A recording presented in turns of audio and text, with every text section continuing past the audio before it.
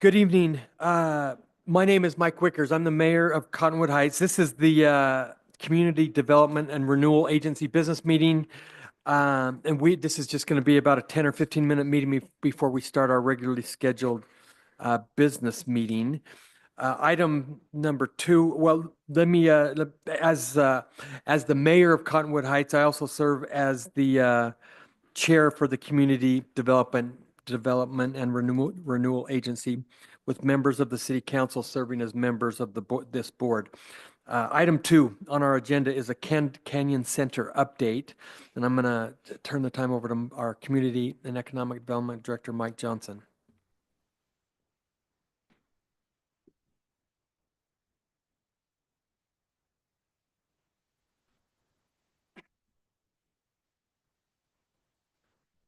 Thank you, Mayor. We were in front of the agency a couple meetings ago, probably within the last month, just to talk about the status of Canyon Center, particularly as it relates to an amendment to the development agreement proposed by the developer, requiring action by the agency.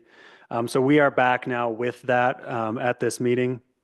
As provided in your packet, this development agreement accomplishes a couple primary things, but I've got a summary of that here. It amends the construction deadline of what was the office building is now the condominium building as proposed, from December of 2024, so next week, to December 31st, 2028. It also approves a change of use from the office building to a residential condominium building. At that previous meeting, I walked through the details of that, the unit count, it's been through Planning Commission, Architectural Commission review. I'm happy to answer any questions you have on that. But it's a conditional approval from office to residential condominiums, subject to proper approval of amended interlocal agreements by all the taxing entities that us as a city partner with on this project, namely Salt Lake County and Canyon School District. Upon approval of this development agreement tonight, we will start that process with all of those taxing entities. And that will include an amendment to the project area plan and budget, which ties in with the ILA. That will come back to you for formal approval of those amended documents, as well as approval by the taxing entities of those documents as well. We have requested that the developer construct the public plaza or park improvements because the private construction rates are a little more efficient than if we were to bid that out and do it ourselves. Utilizing the same allocated budget that was projected of $770,000, the developer has agreed to construct the improvements in an agreed upon fashion when the time comes. Speaking of that, the completion of the park has been proposed to be no later than either December 31st, 2029 or 12 months after the completion of the condominium building, whichever comes first. The reason for that being that park parcel is also going to be the staging area for the condo construction, and we don't want to mix those two activities together. So we've just said 1 year from at least the completion deadline of that, or 1 year after the condos are built. And then another thing is just to update the shared parking plan in the development agreement to properly reflect the change of use from an office building to a condominium building instead, and the impacts that has on the shared parking in that structure. We are proposing that this is required prior to certificate of occupancy for the condominium building, so before the final inspection occurs, and we'll come back and show that to the agency at that point. We do have the developer and representatives of the Canyon Center development team here. We also have Jason Birmingham here with LRB, who was the financial advisor, helped prepare the amended project area plan and the project area budget. So if you have technical questions, we've got them here in attendance as well, and I'm happy to answer any questions you have. Great, thank you. Council, any questions for Mike or the development team? Well, I'm sorry, you said that we will be hearing from Chris McCandless and the development team, or are they not? Up to you. Totally up to you.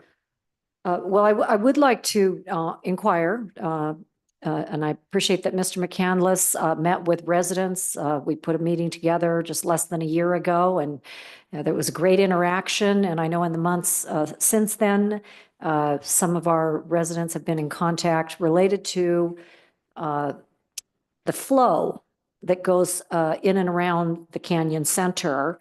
And you may remember, Chris, that Jeff Chatelaine and others were very interested in additional signage to help guide not only those who would patronize the Marriott and the Eight Settlers, et cetera, but also the trucks, the service trucks that come into the Canyon Center, excuse me, the Canyon Racket Drive, make sure that they turn off and don't end up in the residential area.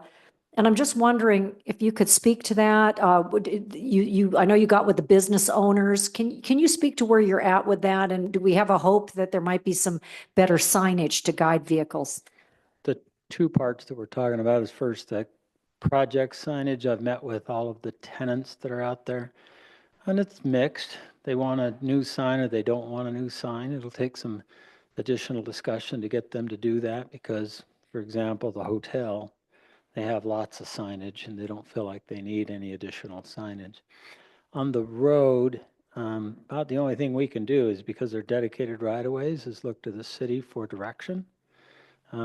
We talked about maybe a pork chop or some additional signage by the city and going up Canyon Racket Club Drive. 20 years from now, people are going to wonder where that came from.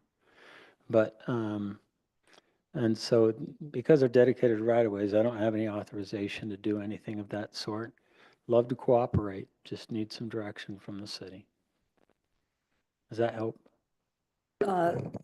Yes, I mean, I was hoping that there'd be a value seen to, the benefit of both the residents and the businesses to help direct, again, motorists. And I know the mayor has some ideas, and we may not have time to get into that tonight, about how to reduce vehicles that are intending to go and, to the more commercial part and keep them out of the residential area. But this is something my constituents have, been, bringing to my attention for a couple years now. And I'm very interested in, doing whatever's necessary to improve the, again, motorists from ending up somewhere in neighborhoods and keep them going directly. We think it's a pretty good point. Love to cooperate. Great, thank you. You bet.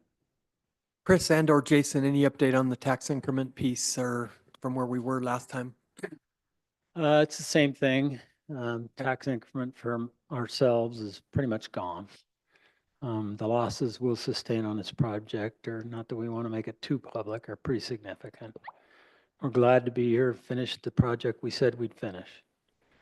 So we're getting there.